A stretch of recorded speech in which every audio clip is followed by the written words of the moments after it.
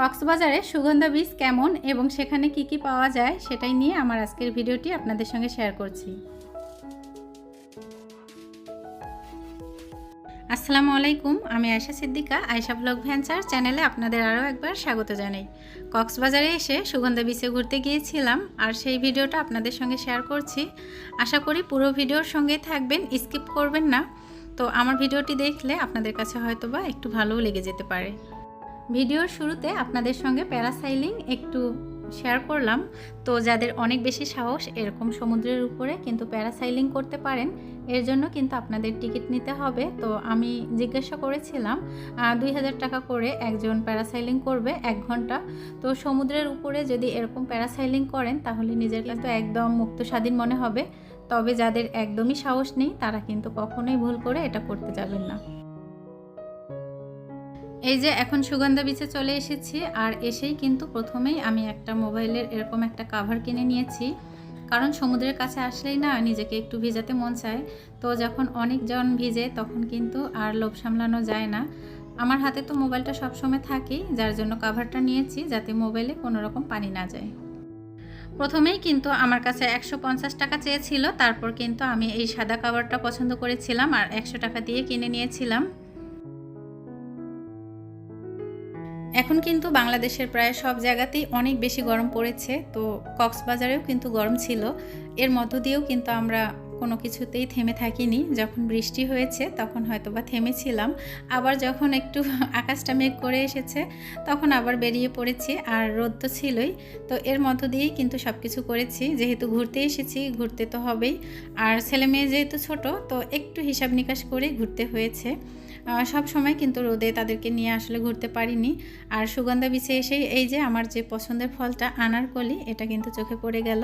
তো যখন যেখানেই আমার ওইটা চোখে পড়েছে তখন কিন্তু আমি খেয়েছি। আকাশে মেঘ কিন্তু প্রচণ্ড বাতাস ছিল, আর এই যে বাতাসে কিন্তু সবাই ঘুড়ি কিনছে আর ঘুড়ি উড়াচ্ছে। তো আরাপ মানহা দেখেও কিন্তু ঘুড়ি কেনার জন্য একদম ব্যস্ত হয়ে পড়েছে। তারপর কিন্তু প্রথমেই ওর বাবা দুজনকে 2টা ঘুড়ি কিনে দিয়েছে। যাই হোক, সুগন্ধা বিচের ভিডিওটা আপনারা দেখেই কিন্তু বুঝতে পারবেন যে আসলে সুগন্ধা বিচের পরিস্থিতিটা ঈদের সময় কতটা মানে হিজিবিজি ছিল। আসলে আমি কি বলবো, আপনারা ভিডিও দেখেই বুঝে নেবেন। আমার গত ভিডিওতে কিন্তু আমি আপনাদের সঙ্গে শেয়ার করেছি ইনানি বীচটা আসলে কেমন আর এত সুন্দর মনোমুগ্ধকর একটা পরিবেশ। তো সুগন্ধা বীচে আসার পর কিন্তু আমি জিনিসটা আরও বেশি করে ক্লিয়ার হয়েছি।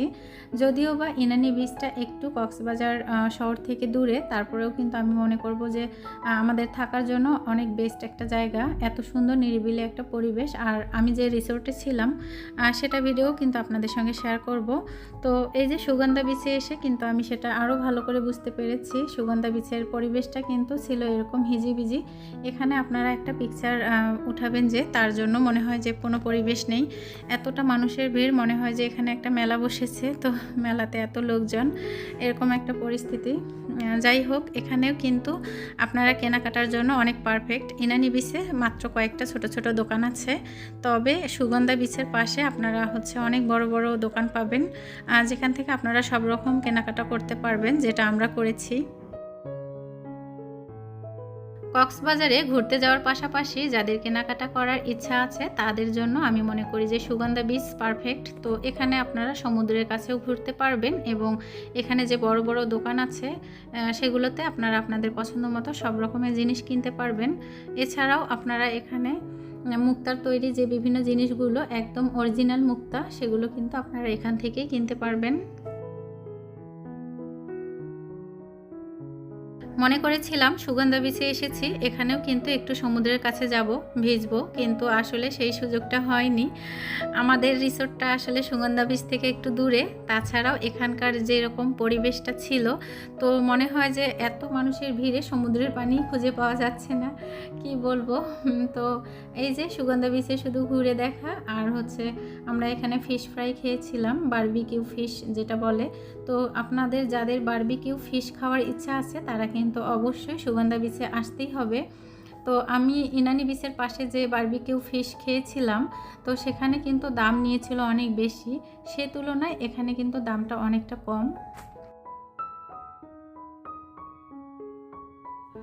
সুগন্ধা বিচে যে ছাতা দিয়ে বসার জায়গাগুলো, তো সেখানে কিন্তু বসার মতো কোনো সুযোগ হয়নি। তাছাড়া এখানে কিন্তু বিভিন্ন রকমের রাইড আছে। তো এখানে এতটা মানুষের ভিড়ে কিন্তু এখানে রাইডগুলোতে ওঠাও আর সম্ভব হয়নি। তো ইনানি বিচেও কিন্তু এরকম রাইড ছিল, সেখানে কিন্তু আরাফ, মানহা, তারপর ওর বাবা সবাই কিন্তু একটু ঘুরেছে, আনন্দ করেছে।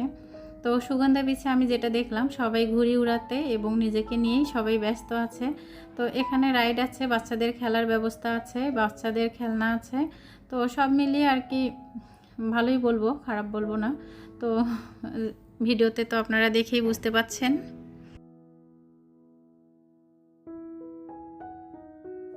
কক্সবাজারে সুগন্ধা বিচে অনেকটা সময় পার করেছিলাম। এর মধ্য দিয়ে কিন্তু আমরা আবার আমাদের দুপুরের খাবার খেয়েছি। তো দুপুরের খাবারের জন্য কিন্তু আমরা অশিন কিচেনে গিয়েছিলাম। সেখানে জানতে পারলাম যে সাদা ভাতের সাথে বিভিন্ন রকমের ভর্তা আইটেম আছে। তো চলুন আপনাদের সঙ্গে ভিডিওতে শেয়ার করি কী কী খেয়েছিলাম।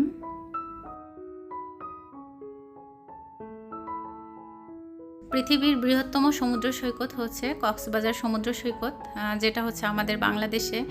তো যখন আমরা যেখানেই যাচ্ছি না কেন, মনে হচ্ছে যে সমুদ্র আমাদের কাছেই।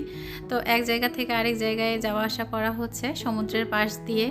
অনেকটা কিন্তু মনোমুগ্ধকর একটা পরিবেশ। তো আমরা ঢাকাতে যখন জার্নি করি তখন কিন্তু জার্নির কষ্টটা অনেক বেশি মনে হয়, সে তুলনায় কিন্তু এখানে ঘুরতে অনেক বেশি ভালো লাগে। একদিকে পাহাড় আর আরেকদিকে সমুদ্র। তো এই যে অশিন কিচেনে আমরা চলে এসেছি, আর এখানে কিন্তু অনেক সুন্দর করে বাচ্চাদের পার্কের মতো করে তৈরি করা। তো এখানে বাচ্চারা কিন্তু অনেক আনন্দ করেছে, খেলা করেছে।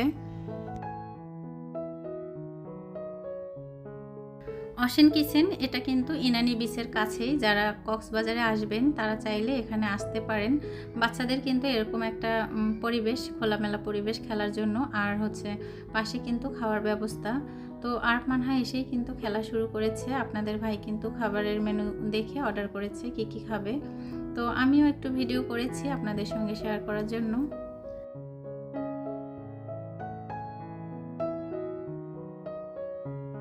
অশিন কিচেন রেস্টুরেন্টটা কিন্তু এভাবে সাজানো গোছানো। তো ছোট বড় সবাই খেলা করছে, আনন্দ করছে, একটু সময় কাটাচ্ছে আর কি। তো যেটুকু সময় লাগে খাবারটা রেডি করার জন্য, সে সময়টুকু কিন্তু আমরা এখানে আনন্দ সহকারে কাটাতে পারি।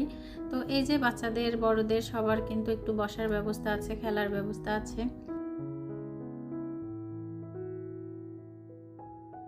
যে সকল প্রিয় আপু ভাইয়ারা আমার কন্টিনিউ ভিডিও দেখেন এবং ভালোবেসে আমার চ্যানেলটি সাবস্ক্রাইব করে আমার পাশে আছেন, তাদের জন্য মন থেকে অনেক অনেক ভালোবাসা এবং দোয়া রইল।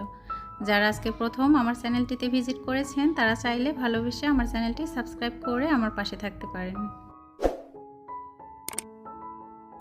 পরবর্তীতে নতুন কোনো ভিডিও আপলোড করলে যেন নোটিফিকেশন আপনাদের কাছে পৌঁছে যায়, এজন্য অল অপশন চালু রাখতে পারেন।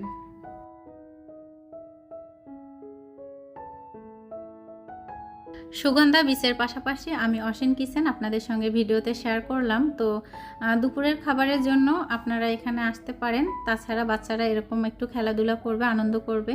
তো সময়টা কিন্তু অনেক তাড়াতাড়ি কেটে যাবে। তো সেক্ষেত্রে আমি মনে করি যে এখানে এসে যদি কিছুটা সময় বাচ্চাদের খেলতে দেওয়া যায়, তার মধ্য দিয়ে কিন্তু এদের খাবারগুলো রেডি হয়ে যায়।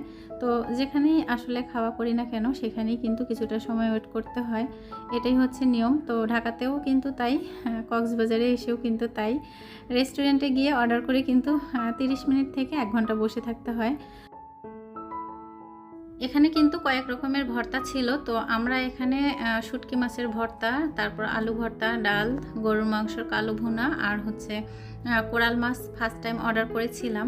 এরপর কিন্তু খাওয়ার পর যখন ভালো লেগেছে তখন আবার অর্ডার করেছিলাম। কিন্তু আমি মনে করি যে এখানকার খাবারগুলো কিন্তু বাচ্চাদের জন্য পারফেক্ট, কোনো রকম ঝাল নেই। তবে আমার কাছে শুটকি মাছের ভর্তাটা সেরকম একটা ভালো লাগেনি। তাছাড়া আমি আমাদের যে রিসোর্টে খাওয়া করেছিলাম সেখানেও কিন্তু কোরাল মাছ খেয়েছিলাম। তো সেটাই আমার কাছে ভালো লেগেছে। যাই হোক, নতুন একটা অভিজ্ঞতা। সব জায়গায় একটু একটু করে খেয়েছি, আর সব জায়গার খাবারের স্বাদগুলো কিন্তু নিয়েছিলাম। দুপুরের খাওয়া দাওয়া করার পর কিন্তু অনেকটা কেনাকাটা করেছি, আর সেই ভিডিওগুলো আমি আপনাদের সঙ্গে পরবর্তীতে শেয়ার করব। এখন যদি আমি শেয়ার করি তাহলে ভিডিওটা অনেক বেশি বড় হয়ে যায়, আপনাদের কাছে হয়তোবা ভিডিও ভালো নাও লাগতে পারে।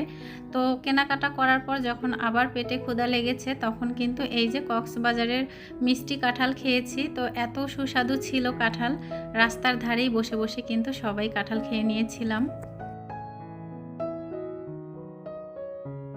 কাঁঠাল খেতে কিন্তু আমি অনেক বেশি পছন্দ করি। এবার যেহেতু শ্বশুরবাড়িতে এবং বাবার বাড়িতে কোথাও যাওয়া হয়নি, তো কক্সবাজারে এসেছি, সেখান থেকে কিন্তু কাঁঠাল কিনে খেয়েছি এবং যখন ঢাকার উদ্দেশ্যে রওনা হয়েছি তখন কিন্তু আবার কাঁঠাল সঙ্গে করে নিয়ে এসেছি।